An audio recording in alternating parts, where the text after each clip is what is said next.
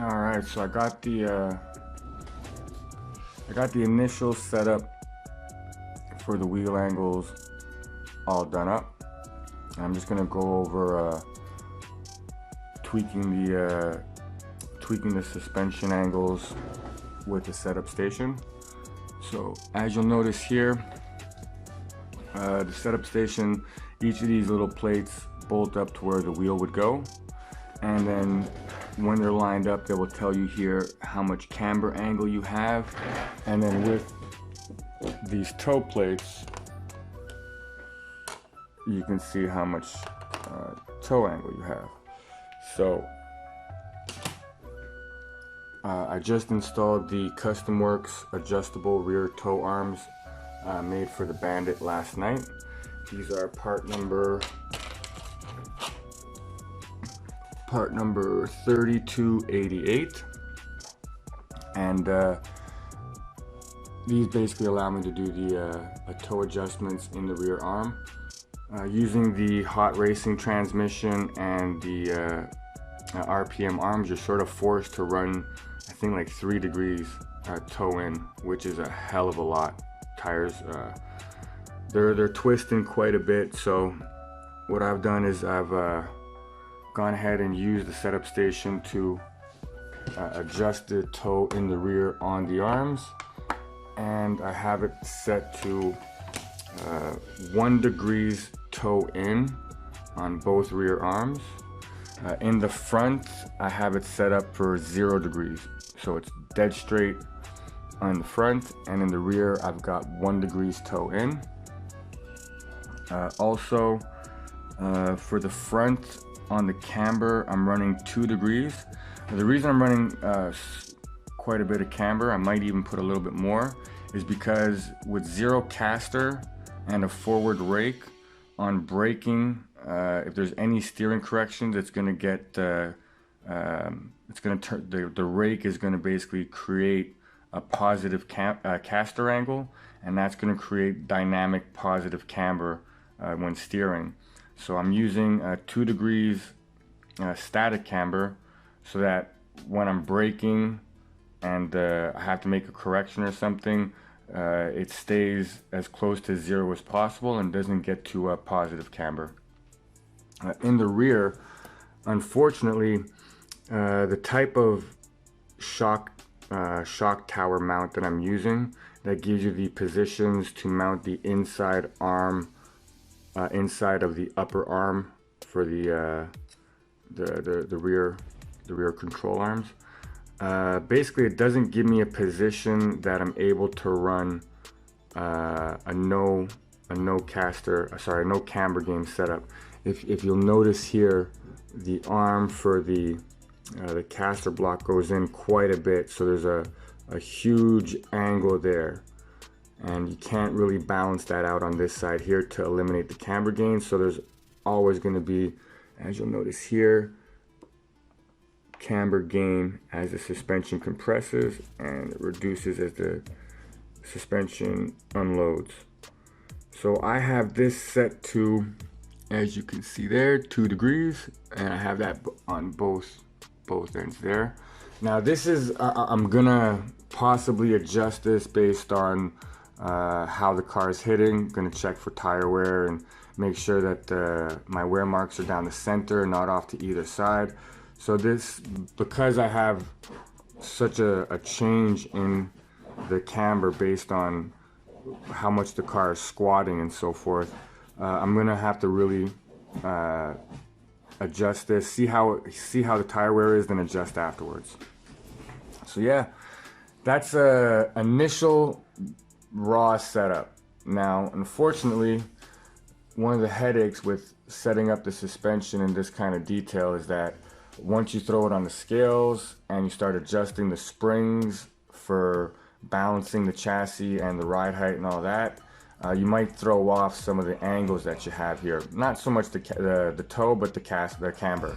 So I'm gonna have to, once I've gotten everything dialed in on the scales, I'm gonna have to throw it back on the setup station and just make sure that my camber settings are all correct.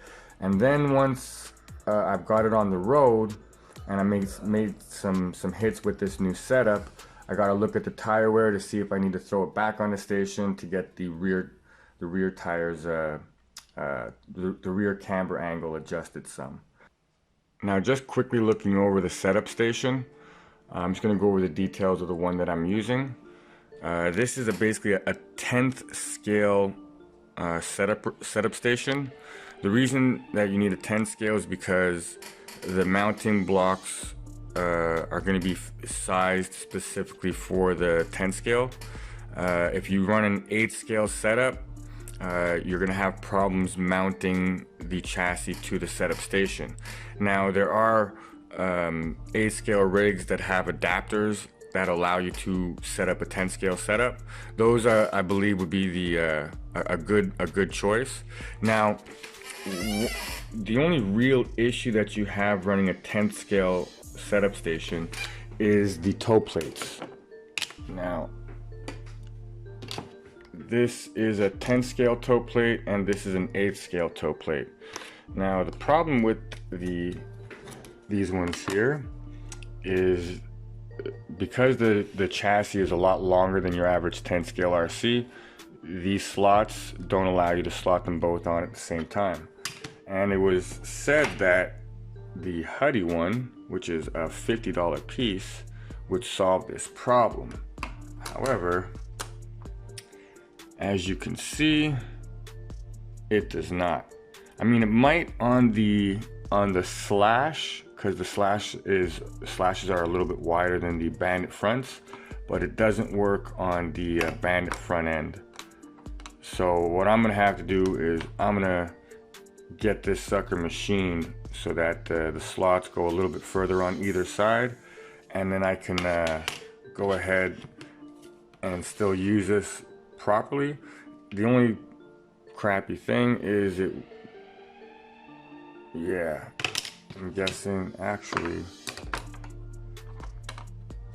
yeah, you have to have the A scale one to do this, because you don't want to extend the slots past this point here, which is what you use to zero the toe. You basically do a little demo right here. You slot this on there, and then you have the toe adjustment like that. So you really want to have that back end perfect. So the only side you really want to mess with is going to be the inside one. And that's what I'm going to need to mess with over here in order to get this plate to work right. So yeah, in order to run with the batting arms, I'm going to have to run a modified, I'm going to have to modify this A scale plate. But yeah, so that's basically the rundown of the setup station that I have. This one here is a 3 racing setup station for 1/10 scale drift cars. But I mean, all the setup stations are pretty much the same thing. I mean, you can get the same one, I think, off Alibaba, and they'll literally print whatever you want on it. So you can get the exact same plates and have it say whatever your YouTube channel is or anything like that. I should have done that. Now, fortunately, I can still use these toe plates. It's just a bit of a pain in the butt to make to get the measurements. It's going to be a lot easier for me once I actually get the machined and I'm able to have it slot on both pegs at the same time. But keep in mind, if you do get this, you won't actually have to have it machined in order to run it with the Bandit arms. You only will need to if you want to make sure it's if you want the process.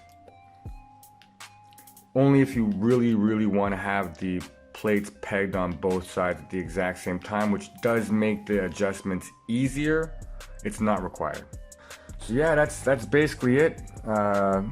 This is really, in my opinion, if you're running a no prep car, you need to get a setup station. You need to get your wheel angles dialed in perfectly.